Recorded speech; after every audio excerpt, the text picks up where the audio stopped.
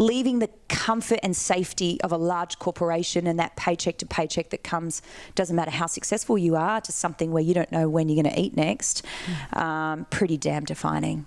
And you mentioned, and I mentioned as well, that you did have a corporate career in banking and finance before you took this journey. Yeah. For a lot of people listening to this podcast, they're thinking potentially about leaving their corporate job or thinking about a business that they want to start and wondering how to do it.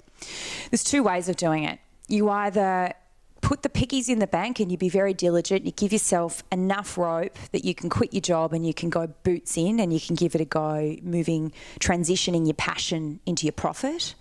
And that's one way of doing it. That's the way I did it. I went cold turkey. You know, I read every book there was to read on champagne. And when I ran out of books, I wrote a letter to a gentleman who'd written my favourite book, and he invited me to France to study with him. And on that note, you know, you'd be amazed at how many people are willing to help you or willing to share with you if you just ask the question. But second to that, I pulled out the safety net. I bought a one-way ticket to Paris and I reinvented myself. You know, by the time I got off that plane at the other end, I was a new woman, I was a new person, and I was willing to start my life again. And that was incredible for me. The other way of doing it, and I would recommend this for most people, is that you start working on your passion play at night. Because this is an exceptional test for you personally.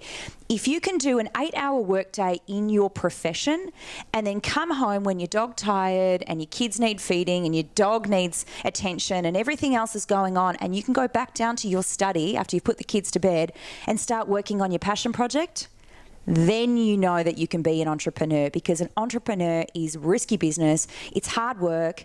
You know, we're the only people in the world that give up 40 hours of paid work week for an 80-hour week that might not pay you anything.